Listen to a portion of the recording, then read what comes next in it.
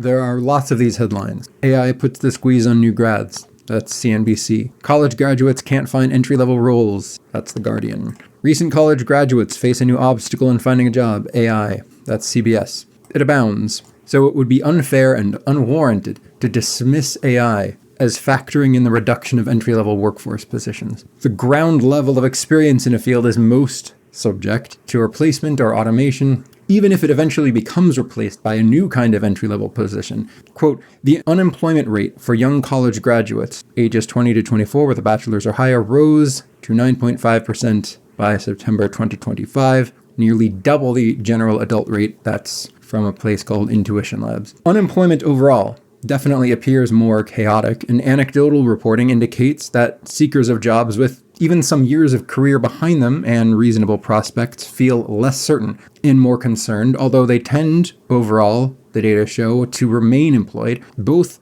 employment and comfort factor in the market. And the indications are that it is not entirely due to AI. Unemployment was notably worse during COVID-19, for example. A pandemic can't really be compared to a shift in technology, but what also appears evident in examining changes in hiring is that it's not AI, it's not a pandemic, it's not an oil crisis. These things are not proximally what cause job shortages, rather the cultural shifts that accompany them, which is unsurprising. We react broadly to technology, and the reactions change hiring patterns. A company avoids hiring a recent graduate not because AI has replaced that graduate, but because the industry has proclaimed that recent graduates are no longer required, where AI can replicate those jobs and points at what those jobs might be.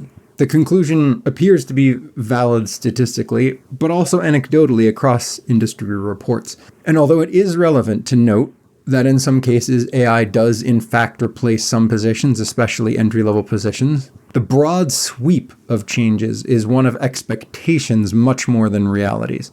And this is a historic pattern. We can see the struggle of new graduates in particular to find roles is as old as white-collar work. And stress in the job market fluctuates greatly due to all kinds of signal indicators, international stressors to economic patterns to technological shifts like AI, but including many others. We saw it before in outsourcing, and we saw it before that in digitization, and we saw it before that in the shift away from manufacturing into white-collar work, and many other times besides. So the pattern we see with AI and hiring is not novel, nor is it unexpected, and nor is it specifically driven by AI itself. However, it's still pertinent to note the impact. Individuals always lose positions, roles, jobs when culture shifts. And so it would be unfair to ignore the realities of the impact, but the pattern of shift itself is consistent. Change is more or less a constant.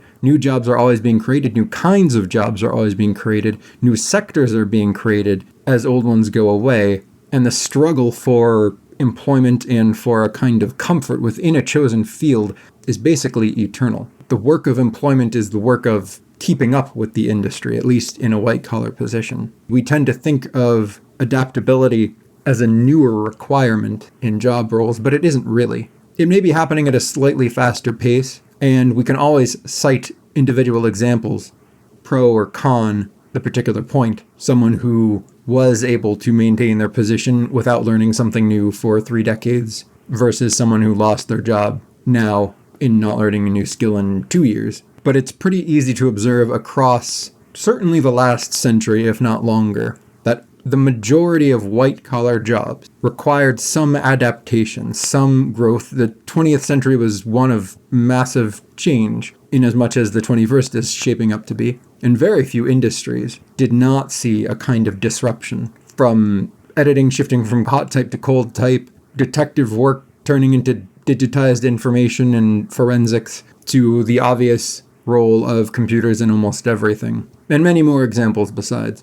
When we look at AI as a factor impacting into employment and change of positions and change of roles, we can be cognizant of the impact that it has on an individual level, and we should be cognizant of that because we should also be adapting to it in one way or another, whether we want to learn to use it or whether we want to get around it or change our industry entirely to avoid it. In some way, we are responding to the growth of AI and the interpolation of AI into all kinds of activities. But what we are really identifying is an example of this same pattern of change. And so while on an individual level, we want to understand AI and know how to respond to AI and all these things, when it comes to the bigger social questions of how do we respond to it, and do we look at it as a threat, and what kind of threat does it make, and what other changes will follow after it, and all those kinds of questions, it's pertinent to note that this is not new. It can't be new, because it's the same problem we've always had. Accompanying the individual response has to be, or ought to be,